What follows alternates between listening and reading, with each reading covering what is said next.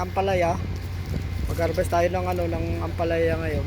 Yan, ating ampalaya. Yung ampalaya hindi natin masyadong pinapalaki yung ating ano, yung ating ampalaya para makaganda kasi niya, lagi siyang bubunga.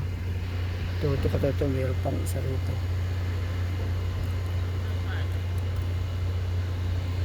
Yan, dalawa. Tama, dalawa. Okay na yung dalawa. Yan, ito. Agandahan nito, ano, yung pambalot natin na pwede natin gamitin naman doon sa ano, sa babalutan natin na iba. Yan oh, kita mo.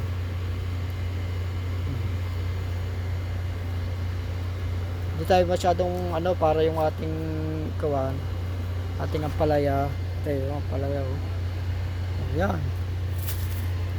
Yan. Tapos sabit natin ulit itong ano, itong kuwan dito. Kasi pag hindi natin sinabit, matatangay ng ano yan, ng hangin, kaya paikot-ikot.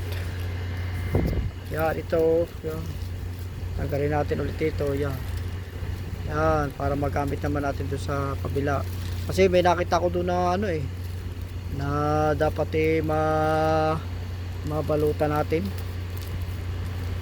Yan.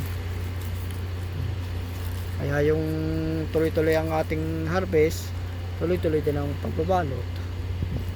Yung nakagandahan pagka may tanong. Yung nakagandahan sa ano sa ampalaya. Yun o, kita nyo dito. Yun. Oh, may laman siya. May laman sa loob.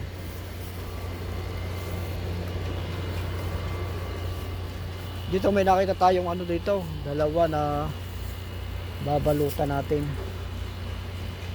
Ayan o, ating babalutan yan.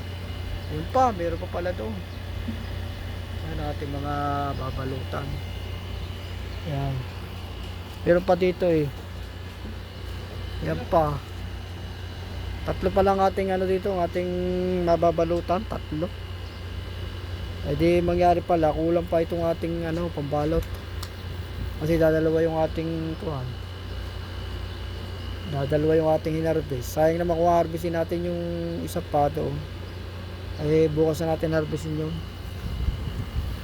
Bukas. Medyo lang tapat itong ating ano, kasi gawa ng mainit kasi. Nakita ninyo ano, may ano siya, may laman. Ganyan ng ating ano, ating ampalaya. Itong palang ito, kahit maliit lang siya, maliit ang kanyang kuha, ng kagandahan naman. Sipag naman siyang ano, sipag naman siyang bumunga. Kaya yun ang kagandahan ng ating ano, ating ampalaya. Ito mo, ang dami ng mga naglawit na yan. Alhamdulillah, yan may kuwan. Puro may laman yan. Kaya yan ang kagandahan din ng ano, ng ampalaya.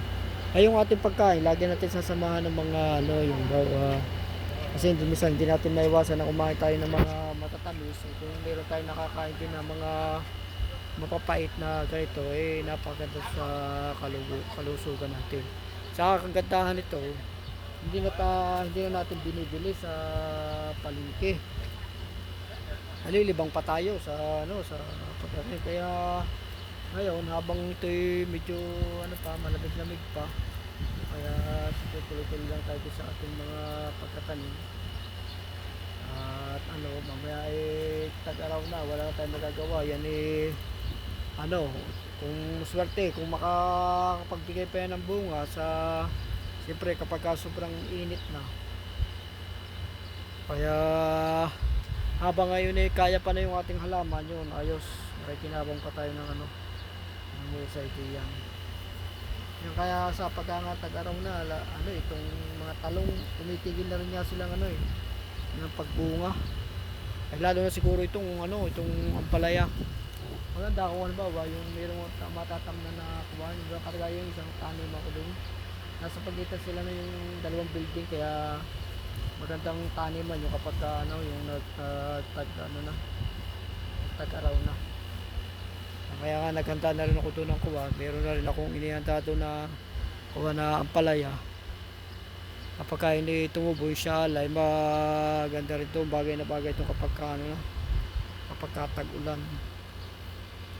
Kaya kung kayo may mga taniman ako, magtanim din kayo ng mga puno-punong garto, mga maganda mga pakabagan ng ng ganyan. Yung katulad yung mga puno ng garto, yung mga gamot. Tulad ito, lagundi ito, gamot ito. Kaya magandang mapakabagan niya ng ampalaya. Kasi may siya. Kaya yung mga insekto ngayon, mahihirapan ngayon siya maghanap ng uwa. Yung mga sisirain na. Kasi paglapit niya dito, amoy lagundi yung dahon. Kaya yung iba man nasisira niya, pero marami pa rin nakakaligtas kasi dahil sa tulungan na yung amoy nito.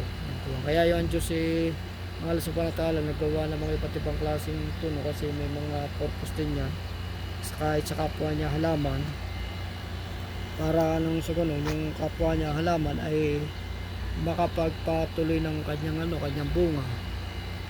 Tapos tayo naman tinutulungan din natin, binabalutan natin kasi kapag ang bunga ay medyo nalaki na, ang amoy kasi niyan mahalimuyak na dun sa mga insekto, kaya kahit nasa malayo yung insekto na nakukuha pa rin nila kung nasaan yung bunga.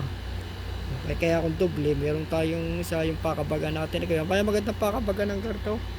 Kaya kung kayo magtatanim kayo ng ampalaya, magtanim kayo ng garto, mga lagundi. Kasi ito naman lagundi, mga tangkay lang ang may tinatanim, tapos diligin nila ang ginang diligin. Ayun, at susulo yung Pwede namang gawa ninyo para sigurado yung magmarket kayo. Pagka meron namang nabibili dyan sa online yung nakuha. Pagka wala ka pa kayong pananim, dyan muna kayo bumili sa mga online. Tapos pagka kayo meron ng isa, di yun na lang yung paramihin. Maganda kasing ganyan magpakuhan. Maganda rin naman doon sa mga balag, kaso gagawa natin ng balag. Ang problema naman doon ay kuhan. Pagka yung kung lagi masipag kayo magbalot, pwede rin.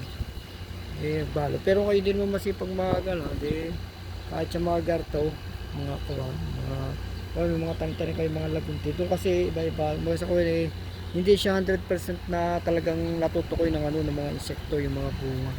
Kahit doon minsan niya kayo hindi magbalot, nakakapagpalaki ni kayo. Kasi yung iba rito minsan nakikita ko hindi ko nabalutan, pero hindi siya na na insekto kasi nga yung insekto nalilito dahil sa amoy. Ang gamit lang naman ng insekto yung yung mga pangamoy niya sa paghanap ng kanyang mapukuhanan ng pagkain. Siyempre ang mga insekto naman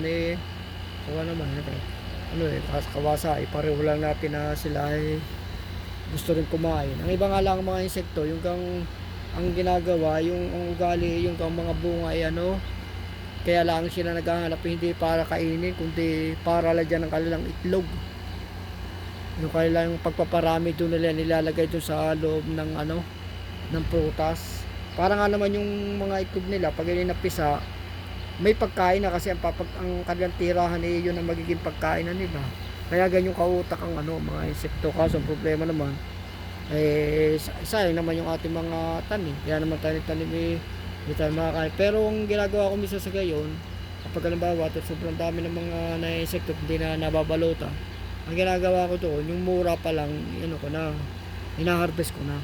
Ang kagandahan naman doon sa ganyan, yung masarap kasi yun, yung mura, dahil kasi yung pati mga busol niya nakakain. Kaya yung kagandahan. Nga pala hindi pa subscribe na tayo. Kaya kung magtatanim kayo ng mga yung mga ampalaya, magtanim kayo ng dato puno ng lagundi, tapos yung pakabagin para ang mga insekto medyo lito. Sige, salamat. Sa muli.